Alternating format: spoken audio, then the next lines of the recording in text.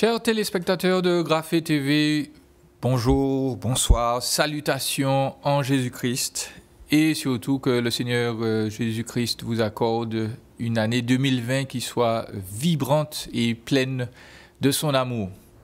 Nous voulons débuter donc ce moment de vœu, de partage avec ce verset que nous trouvons dans 1 Pierre chapitre 3 verset 8. C'est notre verset thème pour cette année. L'apôtre nous dit « Enfin, ayez tous les mêmes pensées et les mêmes sentiments, soyez pleins d'amour fraternel, de compassion, de bienveillance. » Voilà, fin de citation. Juste ce verset qui résume un peu ou qui centralise notre thème de l'année pour les églises baptistes. Nous avons souhaité être unis dans l'amour pour la gloire de Dieu. C'est notre thème pour les années à venir.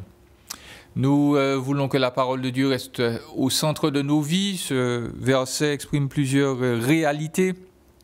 Là concernant, premièrement, nous souhaitons, tout comme l'Écriture nous le dit, avoir les mêmes pensées. C'est-à-dire que l'Écriture ne nous demande pas d'être des robots, mais être d'accord sur les choses essentielles. C'est-à-dire qui est Jésus-Christ, qui est Dieu, la révélation du Seigneur dans la nature, dans sa parole qui est la Bible, et puis surtout la mort, la résurrection, la vie parfaite de Jésus qui nous accorde par la foi le salut, c'est-à-dire le pardon total, la rémission, le rachat de toutes nos fautes.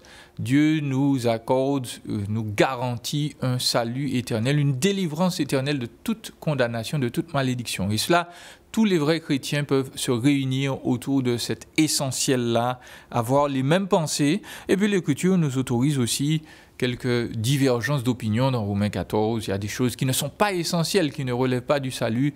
Et là, effectivement, on peut avoir son opinion tant qu'elle reste conforme à l'Écriture. Donc, le Seigneur nous invite à être ensemble sur les choses essentielles de la doctrine, sur les choses de la parole de Dieu. Le verset nous dit d'avoir les mêmes sentiments, d'être littéralement sympathique. C'est ce que ça veut dire, de partager avec les autres leurs peines, leurs fardeaux, leurs labeurs, de faire en sorte que vraiment nous soyons des gens qui communiquons ensemble, qui partageons ensemble, que ce soit la peine, que ce soit la joie.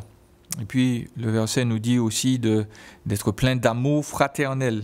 Il s'agit de l'amour que Dieu donne à ses enfants, pour ses enfants tout d'abord, pour les autres croyants en Jésus-Christ. Et puis le texte nous dit d'être plein de compassion, littéralement, d'avoir un cœur tendre, d'avoir un cœur attendri quand nous pensons aux frères et sœurs, d'avoir de la pitié, littéralement, pour eux. C'est une affection particulière que nous devrions avoir pour nos frères et sœurs. Et puis finalement, le texte nous enjoint à l'humilité plutôt que la bienveillance. Le mot, là, va de pair avec la douceur, la tranquillité. Quand on est un chrétien, on a trouvé toutes ces choses-là en Christ et l'Écriture nous dit que nous devons toujours nous battre pour qu'elles soient manifestées dans nos vies jour après jour. C'est quand on va manifester cette unité, cet amour mutuel, que les autres vont nous regarder et vont se dire donc que Jésus, il a du sens, il peut véritablement changer notre vie et donc lorsque nous allons manifester toutes ces qualités, eh bien, nous allons glorifier Dieu non seulement dans nos églises, mais aussi hors de nos églises. Je voudrais donc prier afin que pour mes collègues pasteurs et anciens d'église, le Seigneur leur accorde force et courage pour être constamment renouvelés dans la tâche, dans une compréhension saine de l'Écriture, qu'ils puissent continuer de proclamer la parole de Dieu telle qu'elle a été annoncée par le Seigneur lui-même, et puis continuer à nourrir le peuple de Dieu, qu'eux-mêmes soient renouvelés dans leur amour, leur zèle pour Dieu, dans leur compréhension de la parole de Dieu. Et puis, nous voudrions aussi nous adresser à tous nos concitoyens antillais et nous souhaitons donc pour eux que cette année 2020 soit effectivement remplie de l'amour de Dieu, des choses essentielles, que pour eux, ils connaissent vraiment le vrai bonheur, l'amour même de Dieu en se tournant vers le Seigneur Jésus-Christ, en accédant par la foi, par une saine confiance dans ce que Dieu fait, dans ce que Dieu a dit, dans ce que Dieu a réalisé sur la croix par son Fils Jésus. Il a vécu une vie parfaite pour nous. Il est mort pour que toutes nos fautes soient effacées. Il est ressuscité pour nous dire, eh bien voilà, la mort ne vainc pas, ne peut pas triompher de celui qui a confiance en lui.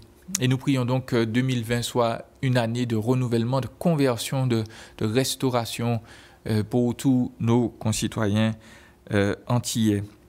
Vraiment, que le Seigneur vous bénisse en cette année 2020 et qu'il remplisse toute votre vie de son amour, de sa paix pour sa gloire.